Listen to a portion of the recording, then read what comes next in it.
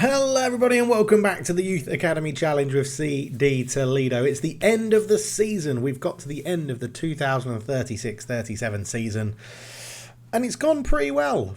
Let's go and have a look. Hello everybody and welcome back, fellow managers, to the Toledo save, the Youth Academy only save, and we're starting on the finances page because our little jaunt into the Champions League has got us up to 85 or just over £85.5 million. The money has been increasing because we're not buying anyone and it's going very, very well. If we were to buy someone, 10.6 million, I feel like the board are being a little bit stingy with that. I mean, they've given us a wage budget of over £1 million a week.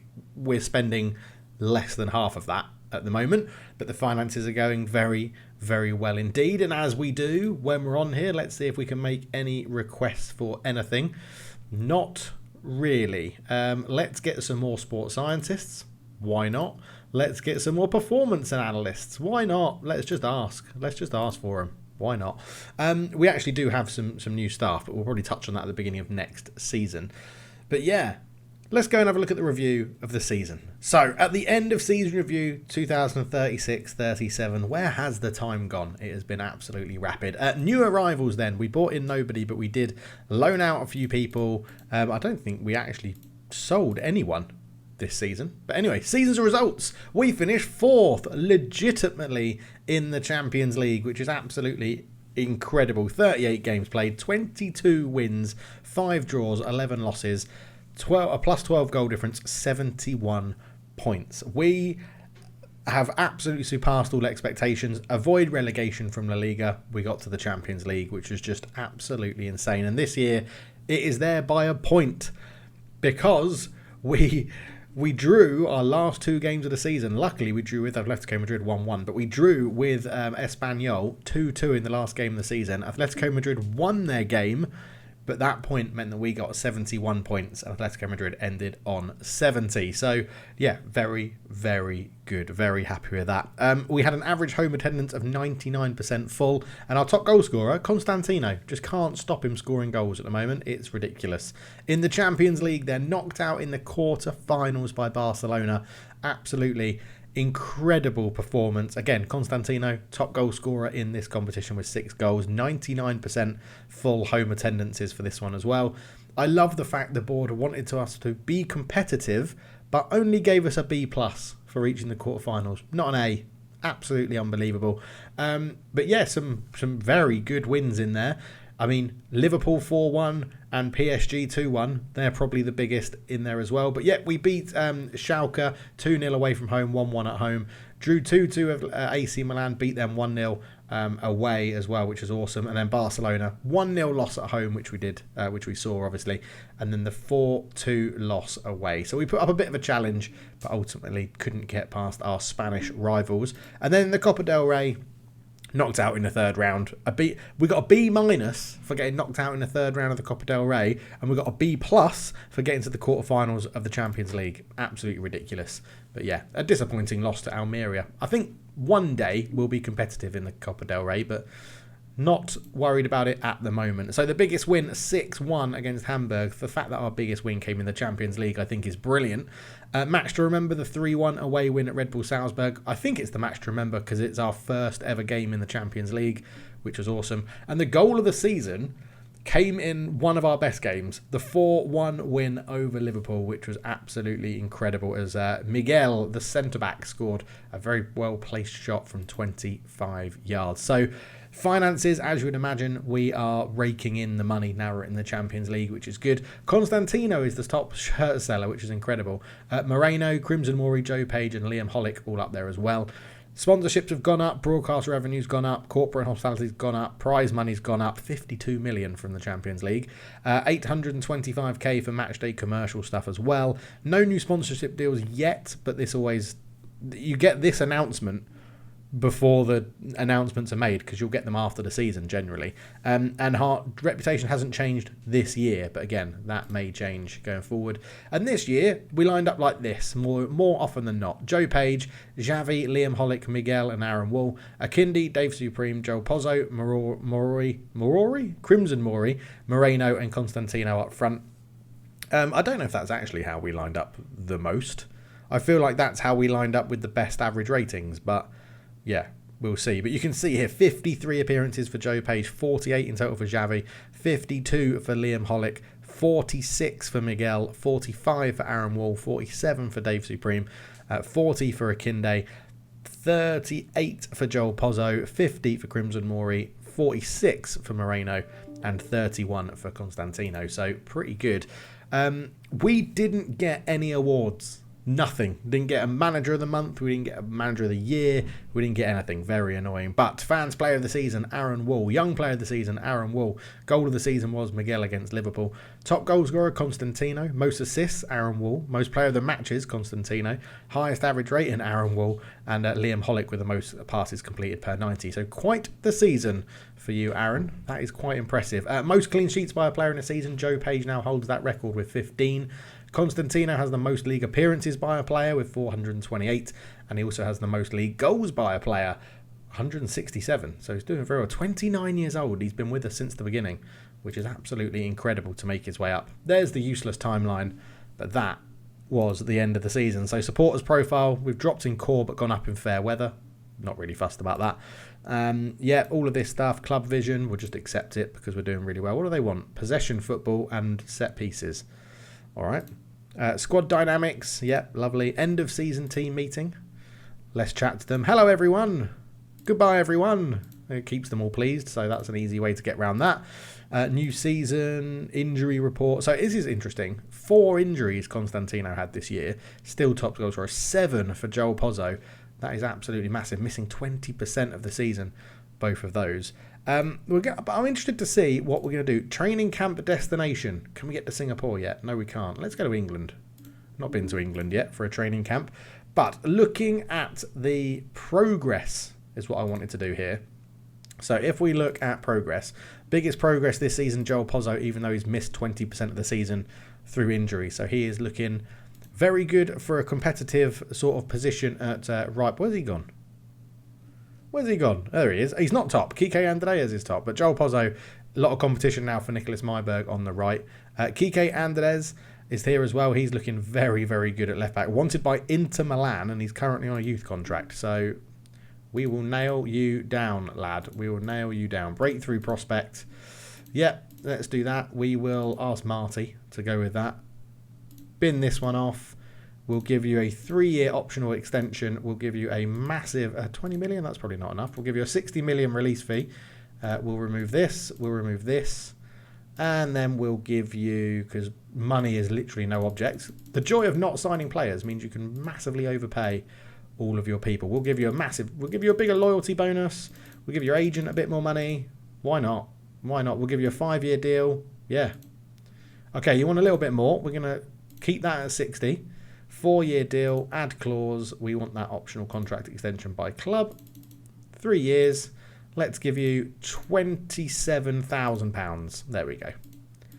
Thought that might sway the deal. But yeah, so in progress has been pretty good. However, there is something that has been drawn to my attention. If I just remove the B team and the under-19s for a second so it's easier to manoeuvre around. Miguel Moreno, right, has not really improved for quite a while. Now, I know he's only 19, that's his form, but if we go into development and progress, right, he's come along, he's had a spike, he's had another spike, he's had another spike, and now he's actually on a downward trend. And I'm not trying to read too much into this, but I'm wondering if he's reached his peak. I know he's only 19, but I am wondering if he's reached his peak, because there isn't, again, so last month, compared attributes since last month, he's gone up in crossing and he's gone up in technique, and that is it. If we go to 6 months, he's actually gone down, and he's not had a huge injury. He's had a couple of niggly ones, but he's actually gone down in quite a lot of attributes, especially technical. And then obviously if we go to 12 months, it's a bit of a mix. So I'm not saying, we're going to do anything drastic, but in the last 6 months, he has actually decreased as a footballer, which is a bit mind-boggling, isn't it? It's a bit mind-boggling, especially when we've got new youngsters coming through.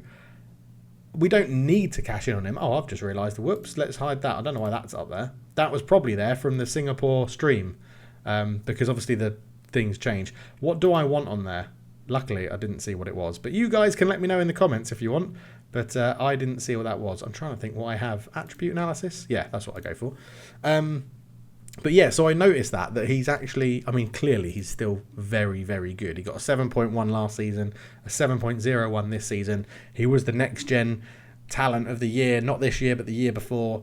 He's clearly very, very good, and I don't want to get rid of him, but I'm just sort of thinking if someone comes and pays that release fee, might not be the end of the world, but given that we're in the Champions League, we are getting a lot of interest in players. So Liam Hollick, wanted by Real Zaragoza. Aaron Wall, wanted by Al-Khaji in Saudi Arabia and Granada. Kike Andreas, wanted by Inter Milan. Dave Supreme, still wanted by Newcastle, even though you signed the new contract with us. And we had someone else who was wanted by... was it Joe? Joe Page, wanted by Al Shabab. Yeah, wanted in Saudi Arabia by Al Shabab. You have a release fee of £80 million. So it's going to be interesting. I mean, because look at this. Look how much Joe is improving. And that's what I mean when you're comparing it. Look, that is a continual upward trend from 6 months ago. So Joe Page is most definitely improving. Last month, massive improvements. 12 months ago, huge improvements. And that's what I mean. The 6 months, I'm worried about Moreno. I'm not worried about him. He's a very good player. But if he's already reached that peak, is that something to be concerned about? Because he's only 19 and he's not improving. If we go and look at Fernando's 19 as well. So Fernando is 19. Progress in the last 6 months, arrows going up. Attributes going up. I mean, marking has gone up massively from 13 to 15. But that's what I mean. It's like the arrows are going up after 6 months. Have we got another similar, no, Suarez isn't a good example. He's not played any football. But, I mean, even a 22-year-old, someone like Aaron Wall, played lots of football, progress. 6 months, arrows are still going up, which means he's not hit his potential, and he is still improving. And that's what I'm like, do we need to keep an eye on these things a little bit more? Dave Supreme, 21 years old, 6 months, arrows still going up, so he's still improving. And Miguel Moreno, it's just, maybe I'm reading a bit too much into it, but given the fact that with 6 months he has declined as a technical footballer, I'm just sort of... should I be concerned? I'm not sure. Should I be worried? I don't know. Jeff Hogg, what's Jeff Hogg been doing? Over the 6 months, yeah, he's stabled out, right? He's become stable. He's 25 years old. Not expecting him to improve too much more. Things like that. But, yeah, I don't know. Maybe I'm reading a little bit too much into it. Richard Lynn, who's been playing in the under-19s and B team... Again, 6 months, arrows going up. He's 19 as well. He's still improving. I don't know. Let me know your thoughts down below and all of that. But generally, a really, really good season.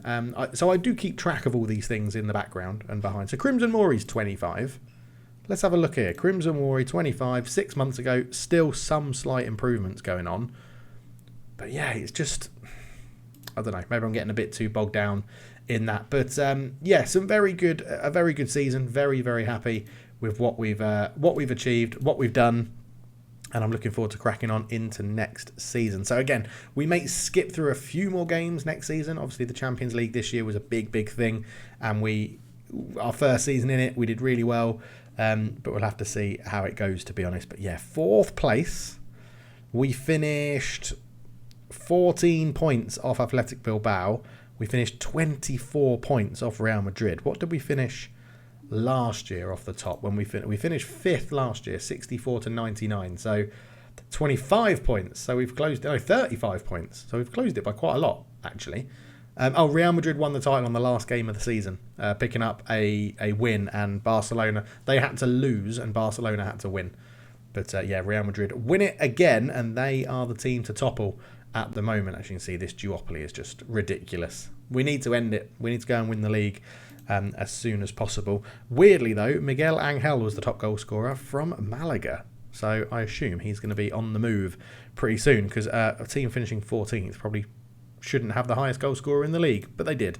Lamine Yamal, again, having an amazing season. Gavi up there for Barcelona with the assists. We didn't get anyone in the top of anything, which is neither here nor there. But if we do go into team overview, you can see here 5th. We were the 5th highest goal scorers in the league, which is Very, very good. Points per game, we were 4th, obviously. That's why we're 4th in the league. Fewest shots against. Yeah, we're nowhere near the top of that list. Most shots for, we're 5th. Best pass completion, we're not near there. Most possession, not near there. Most tackles won, not in that. Most dribbles made, not in that. Most clean sheets, joint 7th. Fewest conceded, we were 8th. So, all in all, a pretty good season. Net transfer spend, look at that, 0. Love it. Absolutely love it. 7th place with 0. We're not in the red cards list. We're not in the average attendance. I mean, I don't think we're going to... I know this episode's a little bit jumping around all over the place, but I don't think we're going to get a new episode anytime, a new stadium. I keep forgetting to do the stadium. I will do the stadium for the 3 religions of Toledo.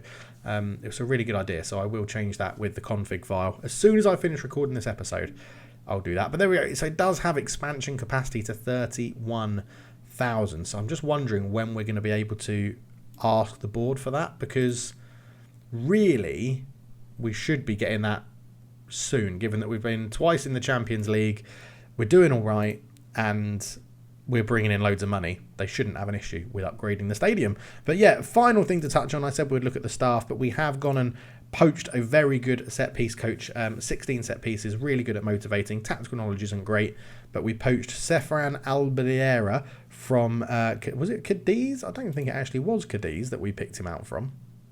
Maybe it was Cadiz. No, he was Getafe. Yeah, we picked him out.